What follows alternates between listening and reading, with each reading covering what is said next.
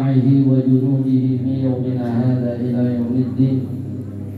أما بعد فقد قال الله تعالى في محكم تنزيله وهو أصدق القائلين: تبارك الذي بيده الملك وهو على كل شيء قدير الذي خلق الموت والحياة ليبلوكم أيكم أحسن عملا وهو العزيز الغفور.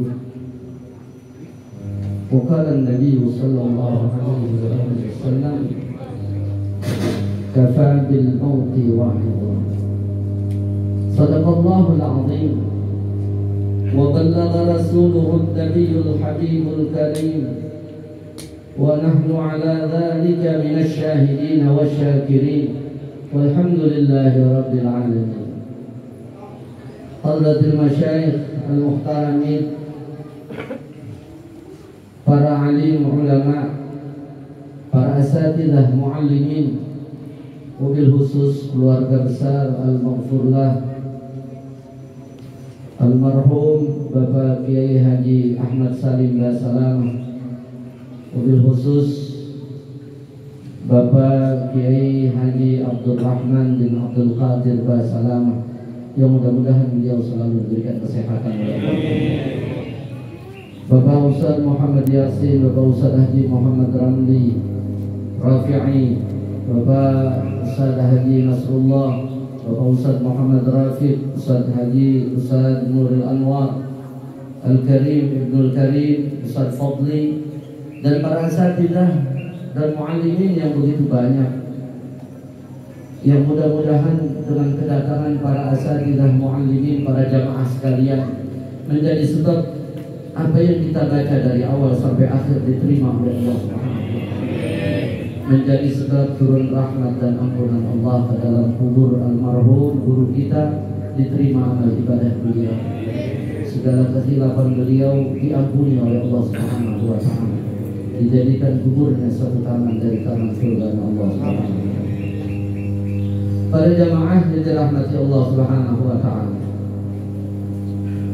Rasulullah bilang kafa bil mauti wa'idha.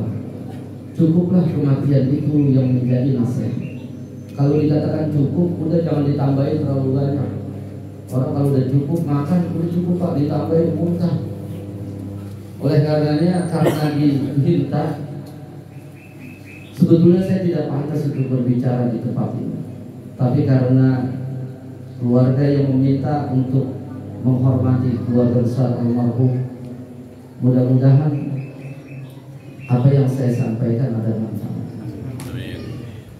Jamaah yang dirahmati Allah Subhanahu wa Ta'ala, 3 hari ini memperingati almarhum wafat guru kita. Kalau ngomongin masalah ngingetin, Allah Subhanahu wa Ta'ala juga nyuruh agar kita selalu ingat dan ingetin. Wa dzakir fa inna dzikra tanfa'ul mu'minin. Dan ingatkan oleh kamu hai Rasulullah, fa inna dzikra, karena ingetin itu tanfa'ul mu'minin, sangat bermanfaat untuk orang-orang mukmin. Syekh Nawawi Banten di tafsir muridnya bilang, la tada'il 'izata fa innaha tazidul mu'minina quwwatan fi yaqinihim. Jangan meninggalkan nasihat, lantaran nasihat itu akan menambah kekuatan keyakinan kaum mukminin. Orang-orang mukmin jadi tambah kuat yakinnya lantaran diingetin. Yang lupa jadi ingat, yang ingat tambah ingat. Ngingetin apa? Yang pertama, kita ngingetin udah berapa kali kita, udah berapa guru kita yang diambil oleh Allah Subhanahu wa Ta'ala, yang menjadi satu cambukan yang begitu keras. Dari yang paling tua guru Jawa diambil, kemudian yang paling muda Ustaz Rizki Zulkarnain diambil. Nah ini kiai kita udah naik enggak terlalu tua, enggak juga terlalu muda. Beliau berumur 58 ya Bang. Ini cambukan buat kita. Ditinggal orang-orang yang terbaik di kalangan kita. Oleh karenanya diingatkan apa? Ingat jasa-jasa beliau. Mungkin waktu beliau masih hidup kita rada-rada malas ngaji. Yang sering saya dengar beliau ceramah, kalau giliran musim hujan, kata beliau kan begitu ya, serba salah kita sebagai guru. Kita datang dibuset-busetin. Kan begitu biasanya kiai ngomong, begitu datang buset deh, buset datang. Bukannya alhamdulillah, saya ingat itu kiai ngomong gitu. Bukannya ustaz datang, alhamdulillah ngaji ustaz datang. Begitu hujan datang, buset, ustaz datang juga. Kalau kata kiai bilang ngajok.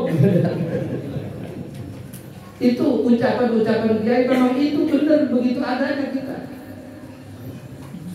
Sekarang kita mau nyesel bagaimana?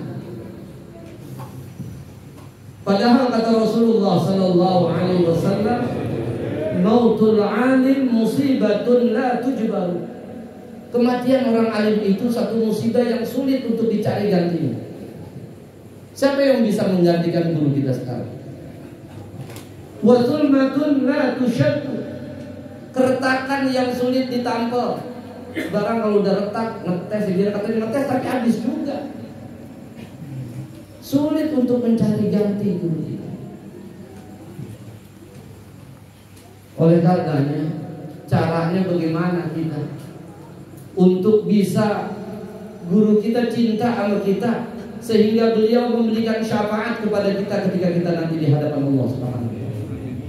Sebab urusan syafaat bukan hanya Rasulullah yang memiliki. Kalau as-syafa'atul uzma itu hanya dikhususkan kepada Rasulullah sallallahu alaihi wasallam. Tapi kalau syafaat yang lain bukan hanya Rasulullah yang punya, tapi para sahabat, para ulama, para syuhada, para malaikat punya syafaat untuk kita umat Nabi Muhammad sallallahu alaihi wasallam. Oleh karenanya ini satu momen yang sangat baik. Guru kita liatin murid gue yang pada datang siapa ya? Sebab orang walaupun meninggal dia masih tahu, Pak. Dalam kitab Nihayatul Zaid dikatakan ma min mayyitin yamut illa wa huwa ya'lamu ma kana fi ahli baitih. Tidaklah seorang yang meninggal kecuali dia tahu apa yang terjadi di keluarganya. Siapa yang datang sekarang malam ini kiai tahu. Jangan sampai kita ngaji udah rada-rada seret, giliran acara kiai seret juga datangnya. Jangan-jangan terkiai nggak kenal sama kita di sana. Orang kalau yang kiai kenal, nanti katanya di hari kiamat orang waktu jembat itu kan ketika orang alim dan ahli ibadah ketemu, iza jtama'al alim wal 'abidu 'ala sirat. Orang alim sama tukang ibadah ketemu di sirat. Faqila lil 'abid, ya 'abid udkhulil jannah wa tan'am bi ibadati. Pak, Bapak ahli ibadah, masuk Pak surga, udah duluan. Tuh fasilitas di surga, udah nikmatin aja sama. Tapi giliran kiai dibilang apa? Ya alim qif huna washfa' liman ahbabta. Pak Kiai, Pak Kiai Salim, jangan masuk surga dulu Kiai. Washfa' liman ahbabta. Tulungin orang yang Pak Kiai cinta. Yang dicintai sama Kiai siapa? Yang orang paling sering dikenal mukanya sama Kiai. Makanya kalau ngaji jangan di belakang tembok, Pak. Kalau ngaji di belakang tembok, di belakang tiang, main belakang-belakangan, Pak Kiai nggak kenal. Udah begitu giliran acara begini nggak datang, makin nggak kenal Kiai. Pak Kiai, ini saya murid. Murid yang mana? Orangnya mukanya burak amat. Kagak datang, nggak bisa diaku sama Kiai. Yang enak Kiai panggil kita dalam rangka supaya kita dikenali sama Kiai, sering-sering kita datang, supaya menunjukkan kita diaku sebagai murid oleh Kiai. Kalau kita sih ngaku, orang biasanya begini Pak. Naqulu ahlan wa sahlan bi maji Sayyidil Ustaz Kiai Marzuki. Mudah-mudahan beliau diberikan kesehatan.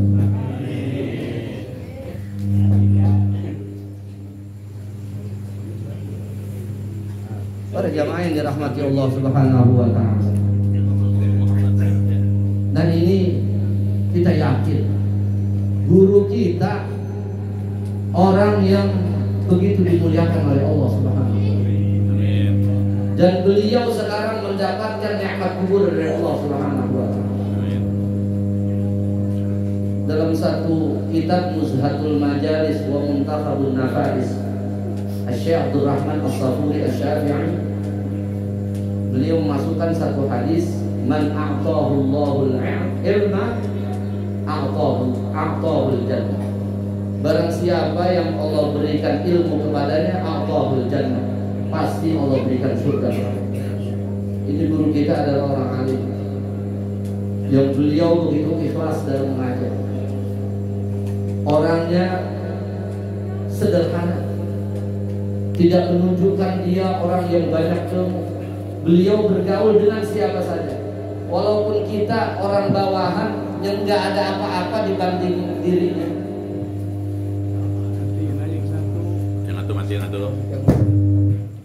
Di hadapan beliau kita menjadi nyaman dan merasa dilindungi oleh beliau.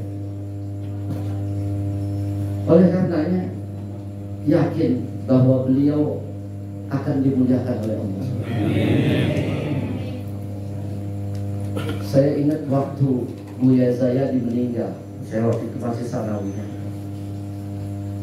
Ada kiai saja atau siapa baca ayat Quran, innama yakhsyallaha min ibadihi ulama. Ada sebagian yang baca innama yakhsyallahu min ibadihi ulama. Innama yakhsyallaha min ibadihi ulama. Sesungguhnya yang takut hanya kepada Allah saja adalah para ulama. Failnya kan ulama. Tapi beliau baca balik, disusun rapi, innama yakhshallahu min ibadihi ulama. Ternyata tafsirannya itu innama yu'azzimullahu min ibadihi ulama. Sesungguhnya yang Allah muliakan, yang Allah agungkan di antara hamba-hambanya adalah para ulama. Nah ini kita yakin. Guru kita dibaca kemana aja pernah. Innama yakhshallaha min ibadihi ulama. Guru kita masuk. Lantaran dia orang yang takut kepada Allah Subhanahu wa taala. Kalau mau cari kekayaan, kiai udah kaya Pak, tapi dia dipanggil ke TV dia nggak mau. Dia bilang saya ngurusin yang kecil-kecil aja, benar Ustaz Yasin. Anak nggak mau. Anak ngurusin yang kecil-kecil aja. Ya mereka udah berduit sih Pak, mereka. Kalau kiai mau diundang-undang yang lain, dan kiai nggak bakal ninggalin pengajian walaupun ada undangan, tetap ngaji dulu. Berarti kan ini orang yang begitu menjalankan agamanya betul. Kalau dibilang innama yakhshallahu min ibadihi ulama, harapan kita dan kita yakin kiai kita adalah orang yang dimuliakan oleh Allah. Sebab Syekh Nawawi Banten bilang begitu Pak, al-alimu habibullah wa in kana fasiqan. Orang alim disayang sama Tuhan walaupun brengsek, apalagi nggak brengsek. Ini agak sedikit juga nih, agak kriminal. Apalagi dia nggak brengsek pasti disayang. Kan ada satu hadis begini kata Syekh Nawawi Banten di Maraqil Ubudiyah, wailun lil alimi haitsu lam ya'mal bi'ilmihi alfamar. Kalau wailun ay adabun, adab untuk orang alim. Cara kita dipukul orang alim karena dia tidak mengamalkan ilmunya 1000 kali. Wa wailun lil jahili haitsu lam yata'allam marratan wahidah. Dan dipukul, diadab orang yang alim yang enggak ngaji itu 1 kali. Berarti kan enakan jadi orang bodoh. Enakan jadi orang bodoh kalau dia alim. Enakan jadi orang bodoh secara itu apa namanya ungkapan hadis, orang bodoh dipukul sekali. Orang alim kagak ngamalin ilmu dipukul.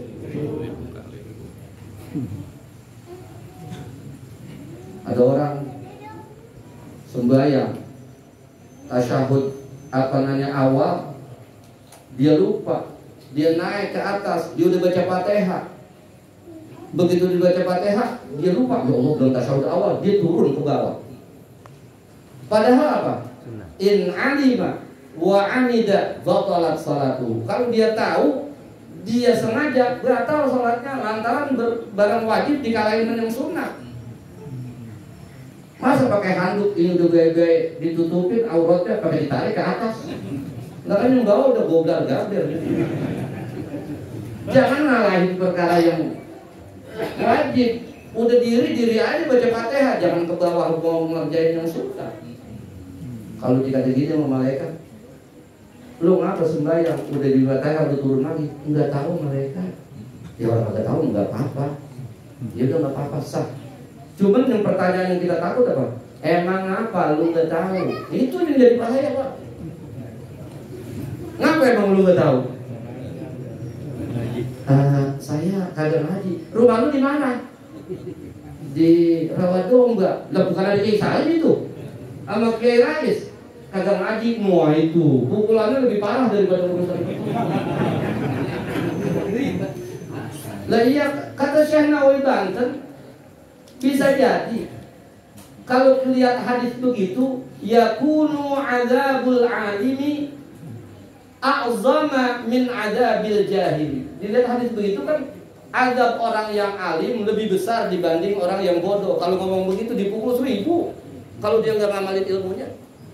Wa amma orang yang nggak ngaji dipukul hanya. Tapi kata beliau, na'am. Na'am bimakna istidrak Ustaz. Kalau na'am kagak dia nanya langsung, iya enggak sampai yang nanya. Na'am akan tetapi wa huwa bihasabil adadi faqat. Itu ngomongin 1000 kali cuman ukuran banyaknya.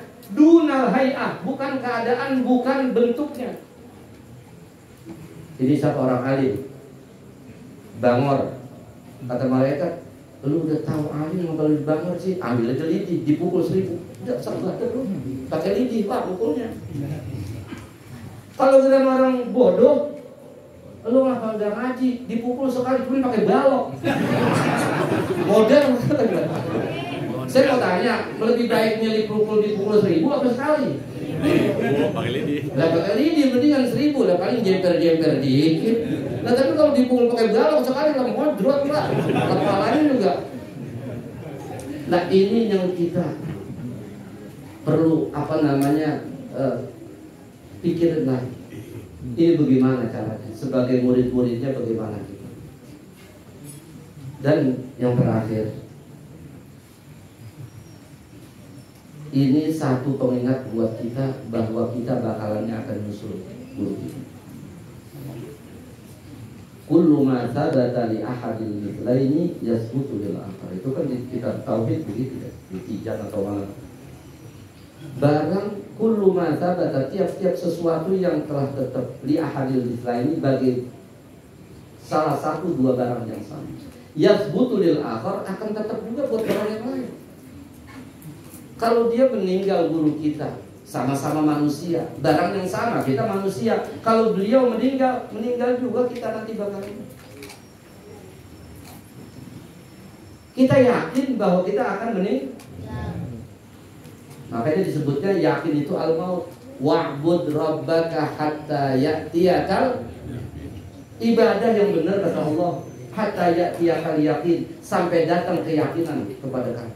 Apa ini maksud keyakinan? Mati. Jangankan kita orang Islam Pak, PKI yakin mati. Benar nggak? Kaya belum tentu. Mati mau pasti Pak. Oleh karenanya apa? Ini kita udah ingat-ingat lah usia-usia kita. Ada satu ucapan, kalau nggak salah Hajjaj bin Yusuf At-Taqafi, kalau dulu masih sekolah belajar Al-Balaghatul Wadihah kan di sekolahan tuh. Kalau yang udah bawah menyengaji aja pada baca Johar Makhluk. Inni la ra'aitu ru'usan qad ayna'at wa hana qitafuha wa inni la sahibu.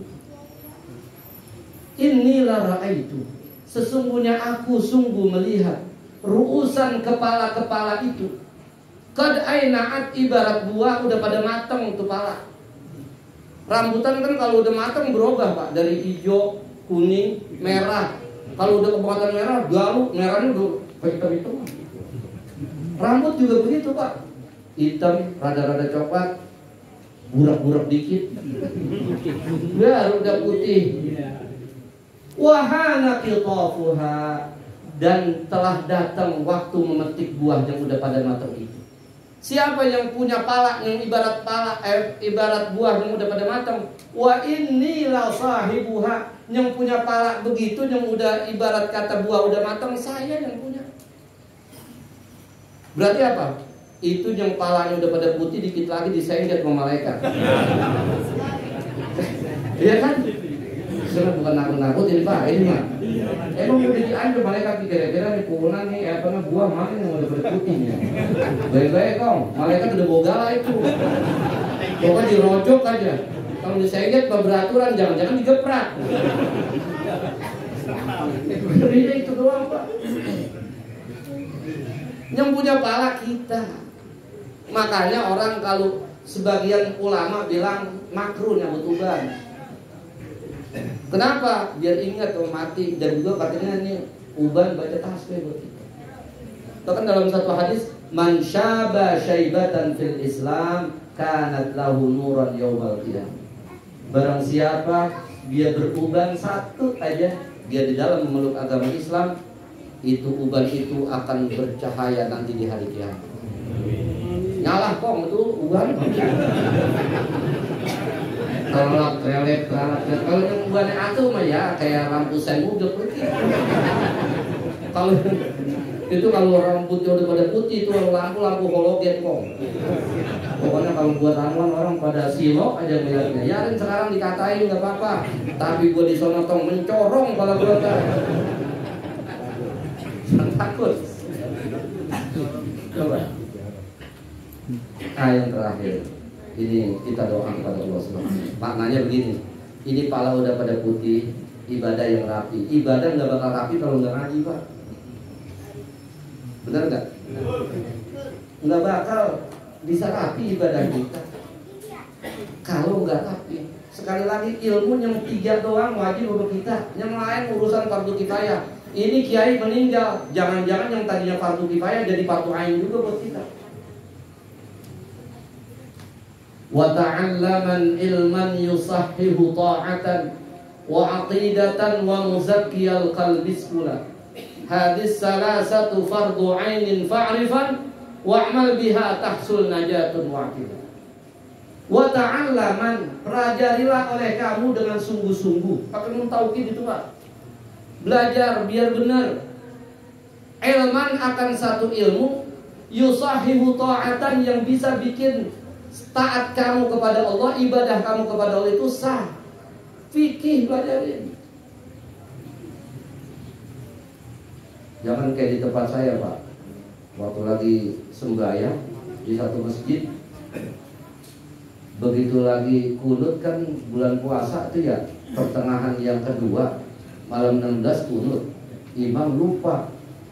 Begitu lupa, dia habis yang tidak nggak baca kunut langsung sujud. Yang di belakang makmum dia yang kunut. Allahumma hdina fiman hadait. Imamnya bangun, amin. Ini madhab apa ya? Saat itu boleh begitu, boleh kan kalau kata dia. Madhab apa? Madhab al-PAI. Nah, dia di imam jadi makmum, makmum jadi imam. Astagfirullahaladzim. Itu bukan cerita bohong Pak. Ke rumah saya saya unjukin. Lalu dia lupa. Begitu lupa, tuh imam udah sujud, makmumnya Allahumma hdina fiman hadait. Dia bangun, amin. Hdina fiman hadait. Terus sampai tadi ya. Dia rada-rada posret dikit kayak begitu. Itu ngapa? Kata ngaji fikih begitu. Jangan malu-maluin guru kita Pak. Ya goblok mau goblok, jangan kebangetan gitu maksudnya. Kalau kebangetan goblok kan repot juga ya Pak. Nah itu Pak. Yang pertama fikih. Yang kedua wa aqidatan tauhid. Kita sembahyang karena siapa? Kalau urusan fikih sembahyang kagak sah, ujung-ujungnya fasik. Kalau fasik masuk neraka, tapi enggak mukhalladan finnar, Pak. Karena masih selamat, dia punya akidahnya. Walaupun dia transit ke neraka, tapi masih keluar. Tapi kalau tauhid salah, bagaimana coba? Dua ilmu yang wajib. Yang ketiga, wa muzakkiyal qalbi sekolah, ilmu yang membersihkan hati kita. Tasawuf, ibadah kita rapi, syarat rukun tahu, dia ngaji, cuman begitu sembahyang dia riya, ujub, sum'ah, takabur, hancur sama ibadah. Tiga ilmu itu doang dipelajari. Wah, sama yang lain tafsir, hadis, masih ada kiai, kita nggak ada kewajiban. Tapi setelah kiai nggak ada, lidahnya syubah di kampung kita, kalau ada paham-paham yang nggak benar, siapa coba? Kiai Salim udah nggak ada, guru Jawad udah meninggal, kiai-kiai yang lain udah meninggal, Kiai Rais udah sakit. Ketika Kiai Rais nanti nggak ada, mudah-mudahan beliau sehat panjang umur. Siapa yang akan menolak paham-paham yang nggak benar? Jadi kerjaan kita lagi ini Ustaz.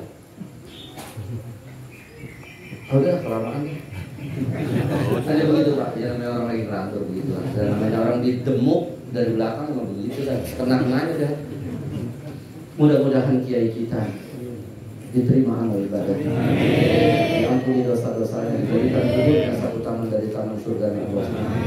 Anaknya dan istri beliau juga selalu diberikan keberkahan oleh Allah. Murid-muridnya kita semua juga diberikan keberkahan. Al-Fatihah.